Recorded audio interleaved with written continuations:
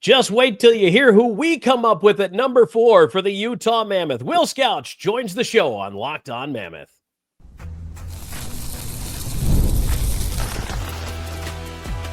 You are Locked On Mammoth, your daily podcast on the Utah Mammoth, part of the Locked On Podcast Network, your team every day.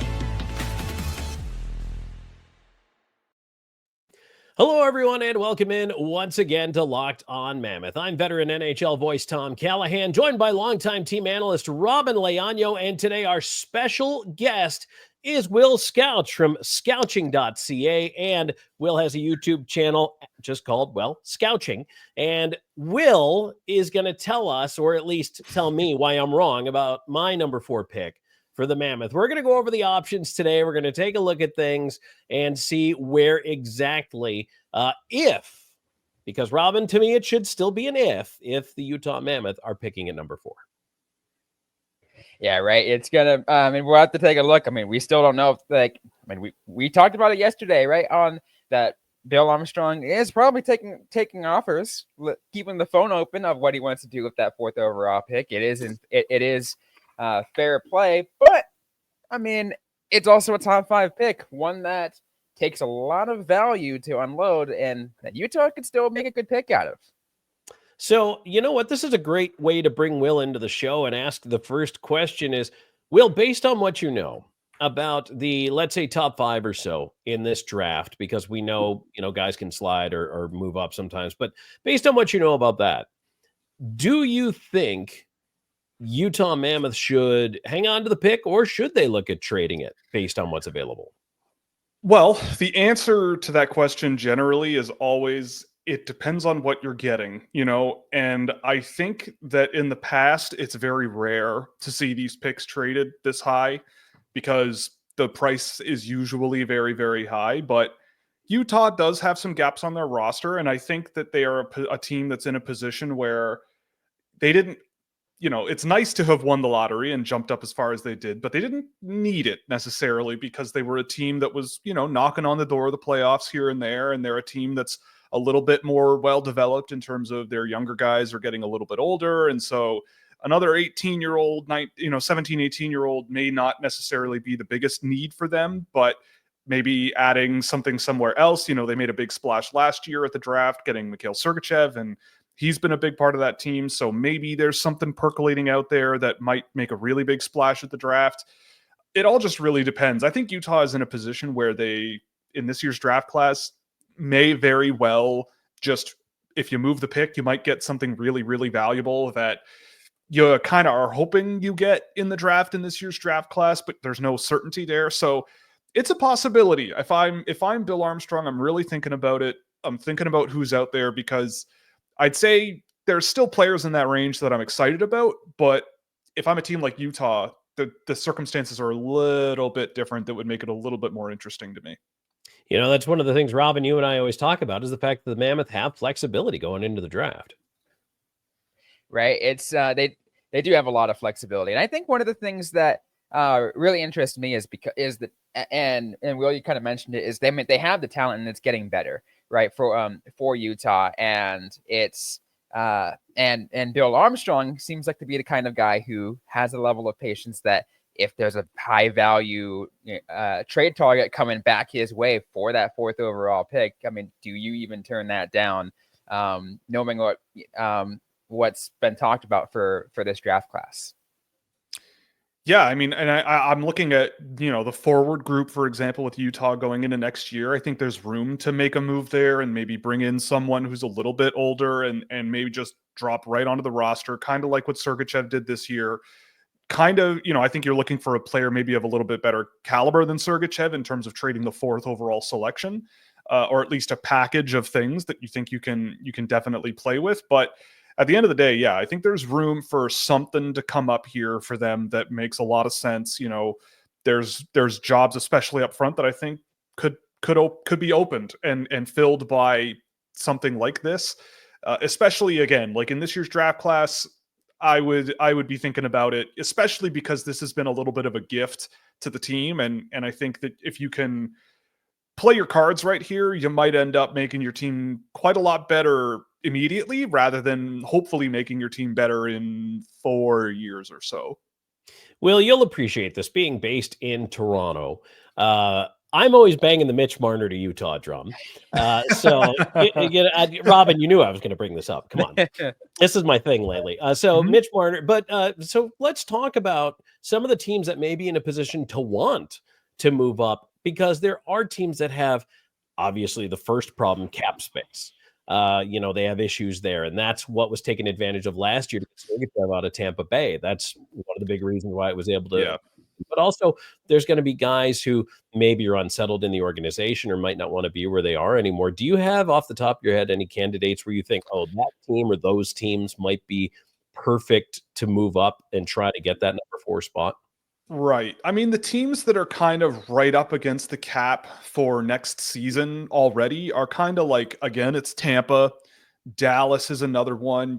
Maybe you could extract an offensive leaning guy out of there if they're going to move a guy like, I'm trying to think of who might scratch Bill Armstrong's itch. Maybe, like if they're willing to move on from like a Rupe Hintz or something because they just can't afford the money value, or they're afraid of what Jason Robertson is going to ask for after next season. So maybe there's room for a really good sort of scoring winger there. Maybe that's not exactly what Utah could use, but you can't have too many, 40 plus goal scorers potentially. So that's one team that jumps to my mind. But like a team like, again, St. Louis is a team that's right up there, but I'm not sure there's a whole lot there that I think I would go out and trade a 4th overall pick for, unless they're willing to part with a seriously major part of that team, that I don't think they're willing to do that. So maybe, I don't know. It's going to need to be a creative thing. There's definitely teams that have a lot committed to quite a small amount of players, but it's also really tricky too, because the cap is going up so fast over the next few years that these teams are, maybe if I'm a general manager of one of these teams, I'm going, well, yeah, I mean, if I'm, I don't know, who's a team that's spending a lot of money next year that didn't do so well this year, there aren't that many actually now that I'm looking at the list, but they might, Nashville, for example, like they might look at this and go, well, we have a lot of guys signed, but we only need to sort of hold our nose and deal with it for a year or 2, maybe. So if we can just do that, then maybe we don't need to part with a pretty good piece just to get another pick in the top 4. But they are a team that is in this sort of, we have lots of draft picks and they're picking right after Utah, I believe. So maybe there's something somewhere like that, but we'll see. I think there's a market for it, but it might be a little bit difficult to pull off, I think, at the end of the day, because picks this high, it's always really tough to pull off. And rightfully so, I think Bill Armstrong is probably asking for quite a bit. And we'll see if anyone plays ball. Will Scouch, Scouching.ca, is our guest here on Locked On Mammoth. Tom Callahan, Robyn Leaño. When we come back, we're going to talk about the best options for Utah. We're going to look at forwards, defensemen, probably not goaltenders, but we're going to take a look at the best options here for the Utah Mammoth. If they keep that pick, and of course the Scouts want them to, where should they go? We're going to talk about that next. And today's show is brought to you in part by Wonderful Pistachios. Are you looking for a snack that's both delicious and nutritious? Well, crack into a good source of protein with Wonderful Pistachios. Wonderful Pistachios is one of the highest protein nuts. Each 1 ounce serving has 6 grams of protein, giving you over 10% of your daily value. Plus, they're packed with fiber and better for you unsaturated fats to help you keep feeling fuller longer. We've talked about this. I love the no shells, and I love the snack packs of the no shells because I keep them in the car. It's grab and go, just sitting in the console, or it's in my bag. I throw it over my shoulder. I head to work, or I'm on my way home. It's just easier. Snacking at the desk. You're on a road trip, which I've been doing a lot of driving lately too, or you just need a quick protein boost. They're always my go-to. So you know what? No shells, grab and go ease. And whether you're running between meetings or dropping off the kids, Wonderful Pistachios are the snack that works as hard as you do. Get snacking and get cracking with a snack that packs a protein punch. Visit wonderfulpistachios.com to learn more.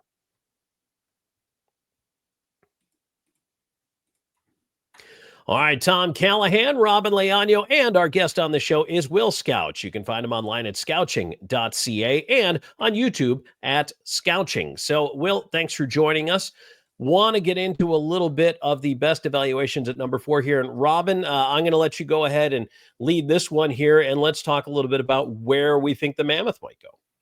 Yeah, absolutely. I mean, I think the first thing I do want to get into, and we kind of touched on it a little bit in the first segment, Will, but like, let's get a clear understanding of what this draft class is, where are its biggest strengths, and what teams are we looking for in this class.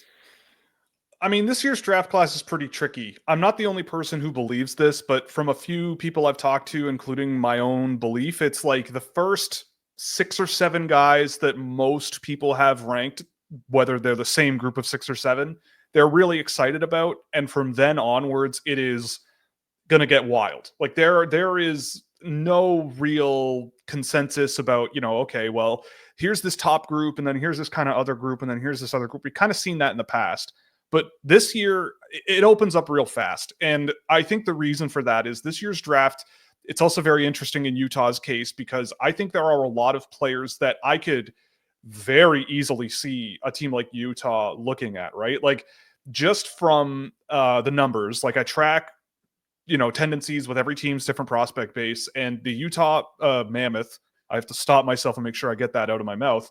The Utah Mammoth are a team that have 0 prospects at 5'10" or less, and 40% of their, I'm going to mix up my metric and imperial here, so prepare yourselves, but they have 40% of their prospects over 190 centimeters. So that's like 6'4", 6'3", and on average, they're about a centimeter taller than the next biggest group of prospects another team has. So this is a team that really likes to draft bigger players. This is a team that, from the type of players that they drafted TJ Ginla last year, who is not one of those bigger guys, but he plays that competitive, high-end, sort of high-energy, bigger style of play that I think is really what they're very interested in. And I think if there's a level of, they drafted a guy like Daniil Boot a couple of years ago who is humongous, but I wouldn't say the physicality is like the central point of his game, but there's finesse there and skill. So it's not necessarily that Utah just drafts the biggest guys they can find and slams them into the NHL. It's more, I think they look for, it's a real benefit to have that length, and it's a real benefit to build around it, whether you're more of a physical player, but if you're not that big of a player, they want that really competitive edge. And I think their bar for that is really high. And in this year's draft class, I mean, I think there's a lot of guys who check a lot of those boxes. I mean, if you want to break down the real hard line numbers there, like guys that are over 190 centimeters, these types of players that would check those boxes typically, and that I would say have a competitive streak to them, the names that jump out immediately at 4, there could be a Porter Martone there. There could be a Jackson Smith there. There could be a Radim Murtka there.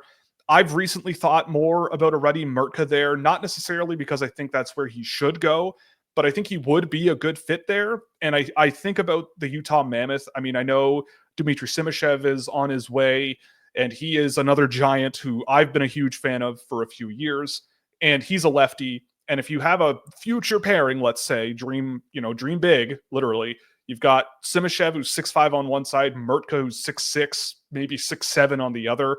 Really both mobile guys who lean a little more defensively, who can move the puck pretty well, and I think play a style of play that should translate well to be defensive players in the NHL. I could easily see that argument being there. I would, if it were me, though, and a Porter Martone were there, and I was realistically working with the Mammoth on this, that would probably be the guy that I look for. Even if he's a winger, I think and even if he's not this Matt Tkachuk style, really power forward heavy Matthew Nyes type, he's more of a type of bigger player that I think you would want on your team, like a Blake Wheeler type guy, where there's a lot of skill and finesse, but he uses his length really well. And there is a bit of a physical side to him, but I wouldn't say it's like the hallmark of his game. So that's kind of the direction I could see them going if you wanted to take it that direction. But if you sort of drop that height restriction, so to speak, a little bit, and there's a lot of guys elsewhere that check those boxes almost, right? Brady Martin, Caleb Desnoyers, Anton Frondell, these guys all come to mind. So I guess what I'm saying is, like, there's, in this year's draft class, I'm not sure there's a ton of really, really, really, really, really high end talent, but there's a lot of guys who I could see them playing a third line role, a good third line center, maybe a good middle six offensive winger who maybe has a little bit of a competitive streak off the puck and all these things. But there's not, even at 4, like if you overthink it a little bit and a guy like Martone isn't really the guy, maybe you're going to get a guy further down your lineup, but a good one. And there's a lot of those this year. So on one hand, it's relatively easy to sort of see the patterns with what Utah looks for. But on the other hand, there's a lot of guys who I think fit that pattern. And so it's really hard, especially as early as 4, to kind of get ahead of it and see where they might go. But the most intriguing one to me, based on their history and their patterns, is a guy like Mertka. And at 4, I don't think I would do it, but I could see the argument and I could see why you might do a move like that. Will Scouch is our guest. Scouching.ca is the website. Will, you completely, amazingly danced around the guy I want to talk about most. Because when you go from 14 to 4, I'm not saying you're going to throw the pick away, but I do think you could swing for the fence if you went after, drum roll please, Roger McQueen. What is your take on McQueen? Well, the thing about McQueen is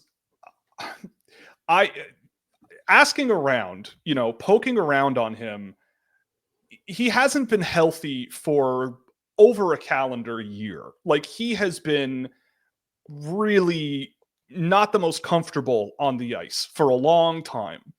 And my main concern is he's a 6'6" center. That's a tough gig, playing NHL center with back problems at 18. And when you look into those back problems, specifically what they are things that may, I'm not saying will be, but may be chronic, may be something that physical activity generally can exacerbate. Like it generally is an injury that affects like volleyball players more, people who are like extending their bodies quite a bit, but you're still, is Roger McQueen in the playoffs going to take cross checks to the spine in front of the net?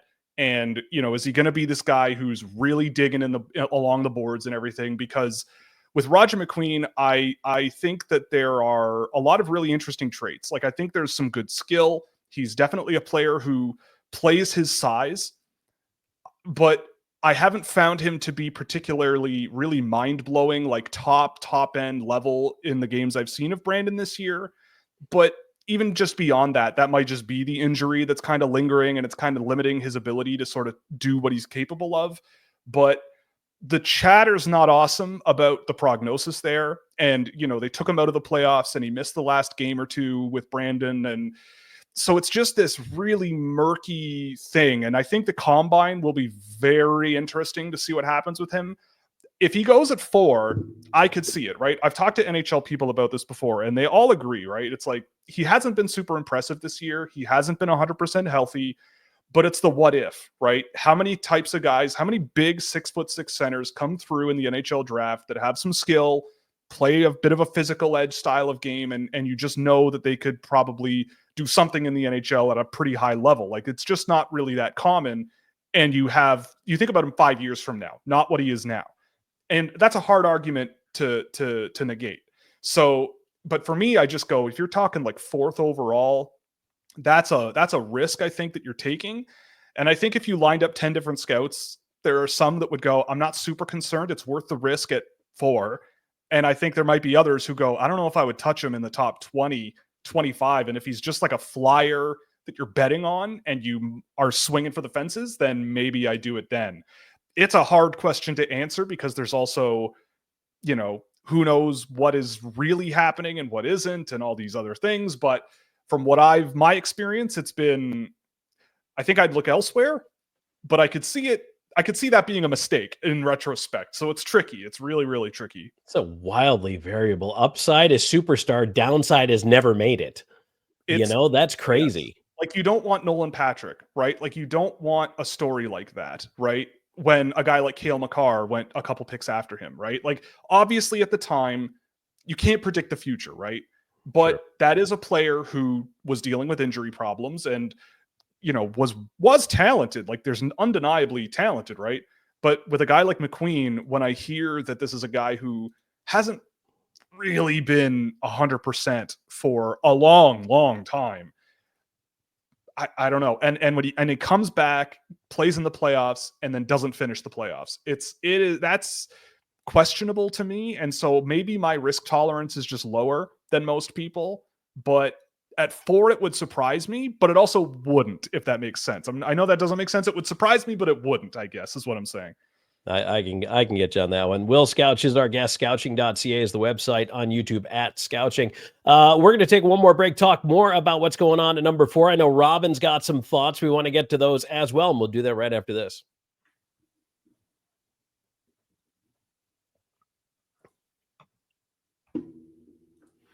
All right, Tom Callahan, Robyn Leaño, and Will Scouch from Scouching.ca breaking down the prospects and the possibilities at number 4 for the Utah Mammoth. Robyn? Yeah, well, it's interesting, and I'm glad you mentioned some of the names you had already mentioned. I mean, I feel like a lot of our fans seem pretty already well-versed in what kind of player they already want. You mentioned Porter Martone and Desnoyers and Frondell. Those are names that have come across, I think, all of the fan comments. I've seen all, like, just each and every one of them. But there's a select few, it's a very small amount, who want to see Utah and Bill Armstrong break from their traditional MO to get a skill player, to get a future, let's say, Clayton Keller 2.0, let's call him, right? Sure. And the name that came across those fans is a guy like James Hagens. What were the chance that Utah break their MO to draft a guy like him? Does it make sense? I mean, I could very, very easily see him be a guy that NHL teams like. I don't think it takes very much for an NHL team to go, I don't know about this guy. Like, I'm not saying that's me. I have James Hagens at 3. So if Hagens is there at 4, he's probably just the best player available in my books. I'm more bullish on him, I think, than a lot of people nowadays, where, I mean, he did lose in his conference playoffs on the best college team in the league. Like, teams will note that, whether or not it matters, take that for what you will. And they lost in the NCAA tournament earlier than expected, and people note that as well. And I personally think he was a little bit better than people were portraying in those games. I think Hagens has been a player who early in the year was certainly a lot shakier looking. I think it didn't take very long to realize that this is not a one-horse race with Hagens at the front. But over the course of the season, I think he got a lot more comfortable at the college level. I think he, for a guy his size, really started to sort of put the pieces together of like, okay, my speed and skill combination isn't going to do it all for me. I need to also play without the puck. I need to do these things, physically and whatever. Like the physical data I have on him and the defensive data on him has really improved over the course of the year. And I think that's a really notable thing to take away from this, is that Hagens is not only a really skilled, really great fluid skating guy who has really great playmaking ability, both in open ice, working off of contact, getting pucks off the boards, but also a guy who will sort of do a really good job forechecking and a really good job chipping it along the boards and being that sort of selfless presence that you kind of need on the ice. So for me, a guy like Hagens makes a ton of sense. And I mean, Clayton Keller is one of my favorite players in the league. There's a few guys on Utah who are some of my favorite players in the league, and they are these sort of really sort of skill-leaning guys that I think there's a lot of upside there. So with Hagens, it would be very nice to see him working with a guy like Tija Ginla in the future. I could see that being a really interesting combination. But at the end of the day, like that would be probably the best player at that slot for me. And there are a couple other guys that I think you could argue, I would say. Like, I like Porter Martone. Victor Eklund is a guy who I think is just excellent. And if you wanted that sort of Tija Ginla style draft pick, he's basically a bit of a carbon copy there. So maybe there are other options that might be considered that are more skill leaning, more sort of smaller, I guess you could go, but we'll see. I'm really fascinated. If they keep this pick, I'm really, really fascinated with what they do with it, because I feel like Hagens might be an option and he's enticing. I think he's still a pretty enticing hockey player that it would be hard for me to, if he works out as well as he could, to think if you traded that pick, you would find a player that has that sort of James Hagens level ceiling. But again, there's no certainty with this kind of stuff. So it all depends on what the names would be or name coming back would be if this pick were moved and they're saying no to a guy like Hagens. Will, is there a world in which Schaefer and Misa don't go 1-2? Sure. I think so. I mean, I think personally, like with Matthew Schaefer, I'm not super concerned about his injuries, right? A broken collarbone, yeah, it needed to be surgically repaired, and he hasn't played since. It's not great. But I went back and watched the 2 games he played in the World Juniors before getting injured, and I've watched as much of his games with Erie as I've seen. To me, I'm not super worried about it, especially for a kid who had mononucleosis to start the year, which we've seen that in the past be a real drag on guys' cardio for a while, and then they take some time to get back, and once they do, they're really a different player. Misa, it would be difficult to see Misa slip, but again, same thing with Hagens. NHL teams might look at Michael Misa and go, your team got eliminated in the first round. You're the guy, and sure, you scored 134 points, but what difference, we're looking for competitors in playoff competition. You got eliminated. Do I agree with that? I don't think so. But these are the kinds of things I think they're going to be wondering and asking about and all these things. And when I look at guys like, a Caleb Denoyer, who is ripping up the QMJHL playoffs, and people are talking about him a lot. There's a lot of guys where there's a lot of moving parts here, right? And again, if you had told me at this point last year that a guy like Beckett Seneca would be the 3rd overall draft pick, I don't know if I would have believed you. I feel like the week before the draft, I wouldn't have believed you. Maybe top 10, but top 3 seemed otherworldly to me.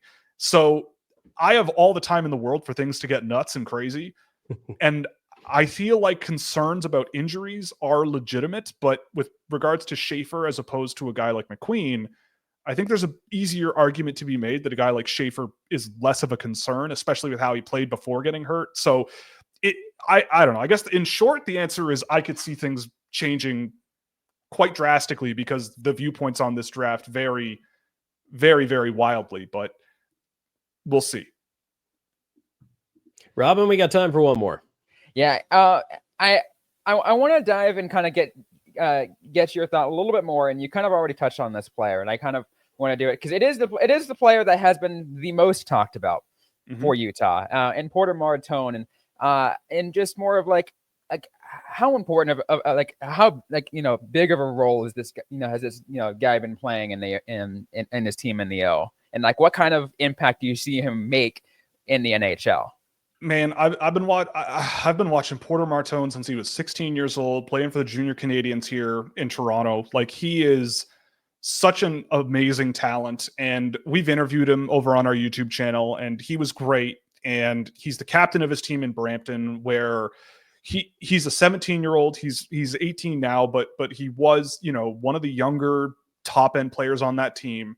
They named him captain, and when you talk to him, when you watch how he plays, there's something about it. I hate to use the word intangibles, but he does have this sort of like, I want to play with this guy vibe, where he will throw the body around and play physical if he has to, but he's more of a guy who, he'll send a long bomb pass 80 feet if he spots a good opportunity, and he will spot opportunities, right? He's a guy who will, make some of the most threatening offensive zone plays I've seen all season with regards to timing and high pace of play and crashing the net and all of these things you need to succeed in the NHL. And I'm not surprised he's on the World Championship team for Canada. Like, that's not an easy thing to achieve in a draft season. And sure, you might say it's because he's more physically developed and all these other things, but he hasn't looked out of place there. And I've seen a couple of games of him there just to see what he's doing there. And he's been good. And so for me, I mean, I look at a guy like Martone and I see a player who plays a real good NHL style of play. Maybe I'm not totally sold on him being this elite sort of high-end offensive player in the NHL, but I could still see very easily a player here who is a guy you want on your team, a sort of on-ice leader that kind of gives you a lot in a lot of different areas. And if he can sort of learn how to hone in things a little bit, improve his skating a little bit, get a little bit quicker on his feet, he's not bad there. But I think that's the only thing that really sort of holds him back from super, super high-end ability. I don't know. He's just a player who every interaction we've had with him every time I've seen him, he even got better over the year, in my opinion. Like, this is a guy who would be a high-end offensive talent. And if I were thinking with my Utah Mammoth hat on and talking to Bill Armstrong, Martone's probably the guy at 4, if he's there, that I would probably want the most, that makes the most sense for kind of how they seem to see things. So we'll see. But I've been a huge fan of him for years, and I just feel like there's a really, really bright future ahead for him as a leader, as a player, as a person. There's a lot going for him, I think. All right, a really quick, very last. So it's draft day, and let's say Bill Armstrong drafts Porter Martone. How long are we saying until he joins the Utah Mammoth? Well, this is where things will get very interesting. I'll be quick, but like the fact that CHL players can go to the NCAA is very intriguing to me. And I would say Martone is a guy who I don't think would jump straight to the NHL. I don't think, especially if college is an option, there's no need to really rush pretty much anybody to the NHL. If he has an opportunity, like a really good friend of his on the team, Luke Misa, has just committed to Penn State University. If there's momentum there, and I know Penn State has a lot of cash to sort of throw at these players, maybe there's an opportunity for him to go to Penn State, play a year in college, maybe 2. And then I think you can see where things go from there. But for me, I don't think he's an NHLer today. But he doesn't look out of place playing at the World Championships, which is also not a joke. And so we'll see what happens. But I think at the end of the day, I wouldn't be surprised to see him in an NHL uniform in 26-27 rather than 25-26. All right, Will, I've got one last one to slide in there for you because Frondell's doing the same thing, playing with men over in Europe. When a younger player plays in the European game in the senior divisions, how does that kind of look for that player to transition over to the NHL? Is it a little quicker process? I value it a lot. And I think it's a really, really big advantage that European players have over North American ones. Like Anton Frondell has taken the ice in a men's league game for 2 seasons now, right? He had 9 games last year. He played pretty much most of the full season this year, played all the way through the playoffs, and they got themselves a promotion. So he's been through quite the gauntlet this year. He's been through some injuries. He was injured a bit over the summer and into last season. So there's a bit going on there too. And he plays a bit of this hard-nosed style of play. I value it a lot. I think it's really interesting to see how players rise to playing against other professional grown men. That is a very different environment than playing junior hockey, even in Sweden. And so being able to have that ability and have that access to see what that looks like when they're 17 years old, even 16 in his case, that's when you can sort of go, okay, I feel a little bit better about projecting how this guy will handle NHL abilities. Like obviously Hockey Allsvenskan, second division hockey in Sweden is not the NHL at all, but it is a fast game. Like over there, they play fast, they play hard.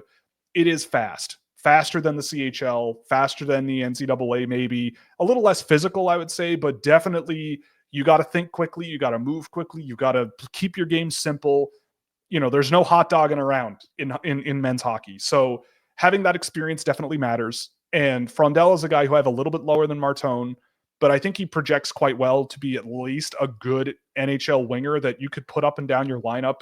Like if you put him on your first line with, Logan Cooley or something, he'll do just fine there and he'll play a very important role on that group. But if you want him at like third line center or something and just a really solid physical guy in your lineup, he can do that too.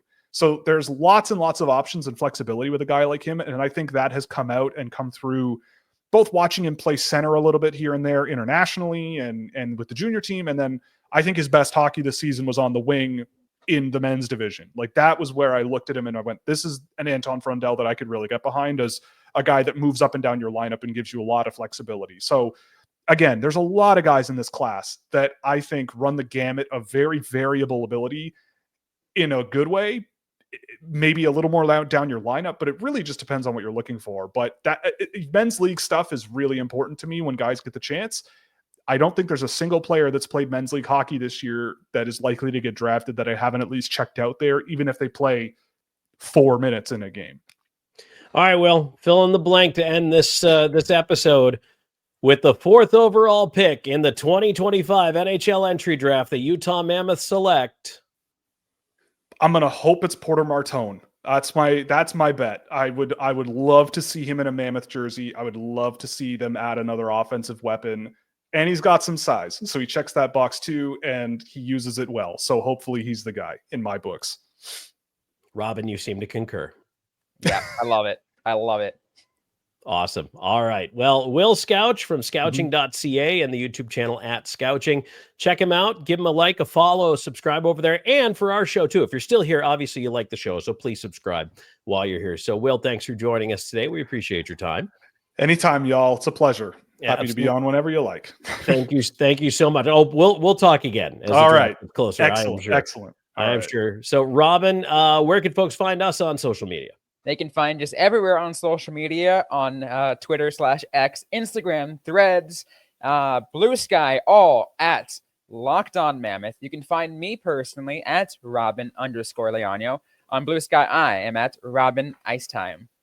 And I'm on Blue Sky at Tom Talks, and my Twitter handle is at Callahan on air. Thanks for joining us, everybody. Who would you pick at number 4? We've given you our thoughts. Now give us yours. We'll be right back at you again tomorrow with yet another episode of the Locked On Mammoth podcast.